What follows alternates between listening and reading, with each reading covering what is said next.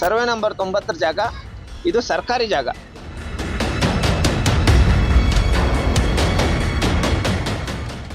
ಈ survey number ಪಕ್ಕದಲ್ಲಿ ರಾಜಗೋಪಾಲ್ ರೆಡ್ಡಿ ಅನ್ನೋರು ಇದ್ದಾರೆ.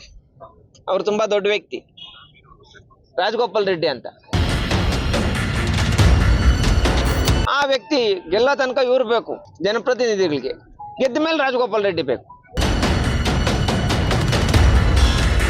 ಚುನಾವಣೆ, BBMP ಎಲೆಕ್ಷನ್ಸ್ ಇಂಥದ್ದೆಲ್ಲ ಬಂದಾಗ ನಾವು ಬರ್ತೀವಿ, ನಿಮ್ಗೆ ಅದೇನಾಯ್ತೋ ಏನ್ ದಾಖಲೆಗಳು ಬೇಕೋ ಎಲ್ಲ ಮಾಡ್ಕೊಡ್ತೀವಿ, ನಮ್ಗೆ ಓಟ್ ಹಾಕಿ ಅಂತ ಹೇಳ್ಬಿಟ್ಟು ಬರ್ತಾರೆ.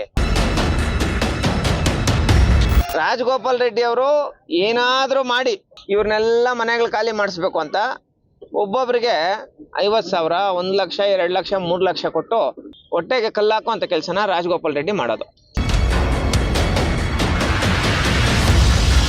ಆ ರಾಜಗೋಪಾಲ್ ರೆಡ್ಡಿ ಜಮೀನ್ ಪಕ್ಕದಲ್ಲಿ ಈ ಸ್ಲಮ್ ಇರೋದ್ರಿಂದ, ಈ ಬಡವರು ಇರೋದ್ರಿಂದ, ಈ ದಲಿತರು ಇರೋದ್ರಿಂದ ಇವ್ರನ್ನೇನಾದ್ರೂ ಮಾಡಿ ಖಾಲಿ ಮಾಡಿಸಿದ್ರೆ ರಾಜಗೋಪಾಲ್ ರೆಡ್ಡಿ ಜಮೀನಿಗೆ ಬೆಲೆ ಬರುತ್ತೆ ಅಂತ. ಗೆದ್ದಿದ ತಕ್ಷಣ ರಾಜಗೋಪಾಲ್ ರೆಡ್ಡಿ ಹೇಳ್ತಾನೆ, ಏನೋ ಮಾಡಿ ಅವ್ರನ್ನ ಖಾಲಿ ಮಾಡಿಸ್ಬಿಡು, ನಿನಗೆ ಎಷ್ಟು ಬೇಕೋ ಅಷ್ಟು ದುಡ್ಡು ಕೊಡ್ತೀನಿ ಅಂತಾರೆ. ಇವರು ಜಮೀನು ವಿಚಾರವಾಗಿ ಏನಾದ್ರು ಬಂದ್ರೆ ದೊಡ್ಡ ಮಟ್ಟದ ಕ್ರಾಂತಿ ನಡೆಸ್ತೀವಿ ಅಂತ ಹೇಳ್ಬಿಟ್ಟು ಮುಖಾಂತರ ವಿನಯ್ ಮತ್ತೆ ರಾಜಗೋಪಾಲ್ ರೆಡ್ಡಿ ಅವ್ರ ವಿರುದ್ಧ ದೊಡ್ಡ ಮಟ್ಟದ ಕ್ರಾಂತಿ.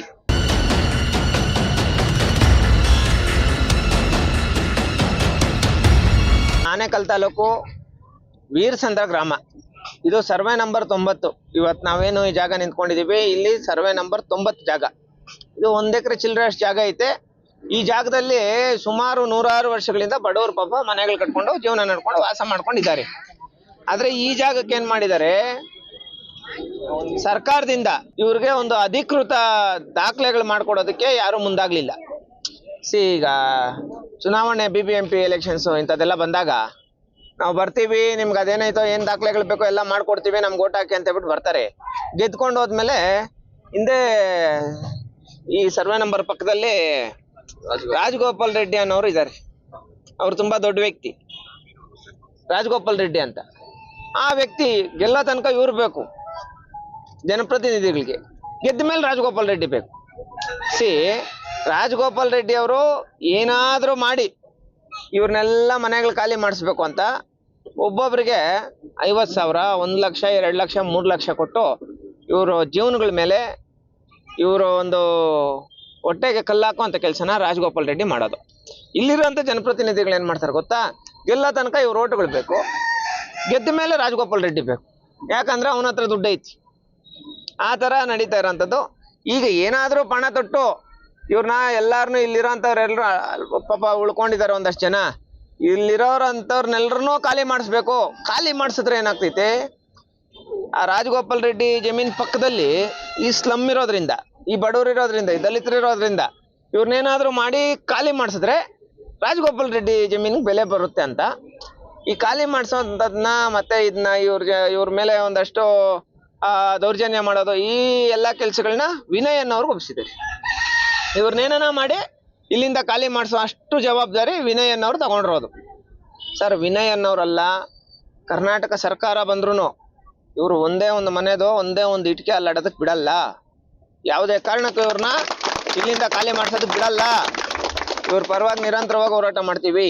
ನಿಮ್ಮ ಪ್ರಯತ್ನಗಳೇನಾಯ್ತೋ, ನಿನ್ನ ಜಮೀನ್ ಇದ್ರೆ ನಿನ್ನ ಜಮೀನಲ್ಲಿ ನೀನು ಬೆಳೆ ಬೆಳಕು, ಅಥವಾ ನೀನು ಕಮರ್ಷಿಯಲ್ ಮಾಡ್ಕೋ, ಬಿಲ್ಡಿಂಗ್ ಕಟ್ಕೋ, ಏನ್ ಬೇಕೋ ಮಾಡ್ಕೋ. ರಾಜಗೋಪಾಲ್ ರೆಡ್ಡಿ ಅವರು ಬಡವ್ರ ಹೊಟ್ಟೆ ಮೇಲೆ ಹೊಡೆಯುವಂಥದ್ದು, ಬಡವ್ರಿಗೆ ತೊಂದರೆ ಕೊಡೋ ಅಂತ ಕೆಲಸ ಏನನ್ನ ಮಾಡಿದಿರಿ ಅಂದ್ರೆ ಯಾವುದೇ ಕಾರಣಕ್ಕೂ ನಾವು ಸುಮ್ಮನೆ ನೋಡ್ಕೊಂಡಿರೋಂಥವ್ರು ಅಲ್ಲ. ವಿನಯ್ ಅವರು ಮತ್ತೆ ರಾಜಗೋಪಾಲ್ ರೆಡ್ಡಿ ಅವರು ದಯವಿಟ್ಟು ಬಡವ್ರ ಪರವಾಗಿ ನಿಂತ್ಕೊಂಡು ಯೋಚನೆ ಮಾಡಿ ಅವ್ರ ಪರವಾಗಿ ನಿಂತ್ಕೊಂಡು ಕೆಲಸ ಮಾಡೋಂಥ ಕೆಲಸ ಮಾಡ್ಬೇಕು ಹೊರತು ಬಡವ್ರು ಹೊಟ್ಟೆ ಹೊಡೆಯೋಂಥ ಕೆಲಸ ಮಾಡಬಾರ್ದು ಅಂತ ಹೇಳ್ಬಿಟ್ಟು ಈ ಮೂಲಕ ಹೇಳ್ತಾ ಇದ್ದೀನಿ. ಸರ್ವೆ ನಂಬರ್ 90 ಜಾಗ. ಇದು ಸರ್ಕಾರಿ ಜಾಗ. ಇದಕ್ಕೆ 1 ಎಕರೆ 10 ಗುಂಟೆ ಜಾಗ. ಇದಕ್ಕೆ ಸರ್ಕಾರದವರೇ ಖುದ್ದು ಬಂದು ಅವ್ರು ಏನೇನು ಜೀವನ, ಅವ್ರ ಮನೆಗಳೇನೇನು ಮಾಡ್ಕೊಂಡಿದಾರೋ ಆ ಮನೆಗಳಿಗೆ ಸ್ಲಮ್ ಬೋರ್ಡ್ ಇಂದ ಅಲಾಟ್ಮೆಂಟ್ ಮಾಡಿ ಅಧಿಕೃತ ದಾಖಲೆಗಳನ್ನ ಈ ಮನೆಯವ್ರು ಕೊಡ್ಬೇಕು ಅಂತ ಹೇಳ್ಬಿಟ್ಟು ಈ ಮೂಲಕ ಸರ್ಕಾರಕ್ಕೆ ಮನವಿ ಮಾಡ್ತಾ ಇದ್ದೀನಿ. ಇವರು ಜಮೀನು ವಿಚಾರವಾಗಿ ಏನಾದ್ರು ಬಂದ್ರೆ ದೊಡ್ಡ ಮಟ್ಟದ ಕ್ರಾಂತಿ ನಡೆಸ್ತೀವಿ ಅಂತ ಹೇಳ್ಬಿಟ್ಟು ಈ ಮುಖಾಂತರ ವಿನಯ್ ಮತ್ತೆ ರಾಜಗೋಪಾಲ್ ರೆಡ್ಡಿ ಅವ್ರ ವಿರುದ್ಧ ದೊಡ್ಡ ಮಟ್ಟದ ಕ್ರಾಂತಿ.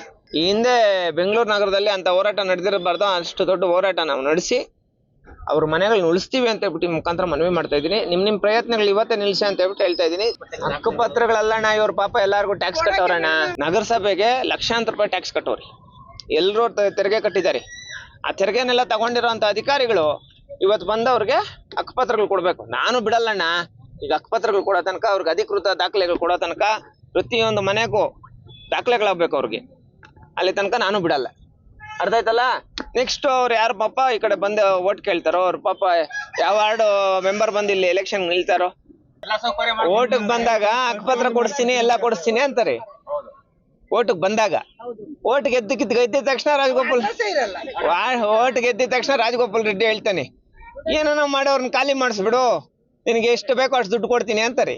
ಅವಾಗ ಪಾಪ ನೋಡಿ ನೋಡಿ ಬಡವರು ಹೊಟ್ಟೆ ಮೇಲೆ ಹೊಡೆ ಅಂತ ಕೆಲಸನ ಇಲ್ಲಿರೋಂಥ ಒಂದಷ್ಟು ಜನಪ್ರತಿನಿಧಿಗಳು ಮಾಡ್ತಾ ಇರೋಂಥದ್ದು. ಯಾರ್ಯಾರು ಏನೇನೇ ಮಾಡಿದ್ರು, ಎಷ್ಟೇ ಏನೇ ಮಾಡಿದ್ರು ಯಾವುದೇ ಕಾರಣಕ್ಕೂ ಸುಮ್ಮನೆ ಇರೋಂಥದ್ದಲ್ಲ. ದಯವಿಟ್ಟು ಹೇಳ್ತೀನಿ, ಬಡವ್ರ ಪರವಾಗಿ ನಿಂತ್ಕೊಂಡು ಕೆಲಸ ಮಾಡೋಂಥದ್ದು ಮಾಡ್ರಿ. ಬಡವ್ರ ಹೊಟ್ಟೆ ಹೊಡೆಯೋಂಥ ಕೆಲಸ ನೀವು ಮಾಡಿದಾಗ ಬಡವ್ರ ಪರವಾಗಿ ನಿಂತ್ಕೊಂಡು ಅವ್ರನ್ನ ಗೆಲ್ಸೋಂಥ ಕೆಲಸ ನಾವು ಮಾಡ್ತೀವಿ ಅಂತ ಹೇಳ್ಬಿಟ್ಟು ಹೇಳ್ತಾ, ಇವರ ಒಂದು ಮನೆಗಳಿಗೆ ಹಕ್ಕುಪತ್ರಗಳು ಕೊಡೋ ತನಕ ನಿರಂತರವಾಗಿ ಹೋರಾಟ ಮಾಡ್ತೀವಿ ಅಂತ ಹೇಳ್ಬಿಟ್ಟು ಈ ಮುಖಾಂತರ ಮನವಿ ಮಾಡ್ತೀನಿ ಸರ್. ನೀವು ಈ ಕೂಡ ಎಲ್ಲ ನಮ್ಮ ಚಾನಲ್ಗೆ ಸಬ್ಸ್ಕ್ರೈಬ್ ಆಗಿಲ್ಲ ಅಂದರೆ ಸಬ್ಸ್ಕ್ರೈಬ್ ಬಟನನ್ನು ಕ್ಲಿಕ್ ಮಾಡಿ, ಪಕ್ಕದಲ್ಲಿರೋ ಬೆಲ್ ಐಕನನ್ನು ಕ್ಲಿಕ್ ಮಾಡಿ. ನಾವು ಅಪ್ಲೋಡ್ ಮಾಡುವಂತಹ ವಿಡಿಯೋಸ್ ನಿಮಗೆ ನೋಟಿಫಿಕೇಶನ್ ಬರುತ್ತೆ.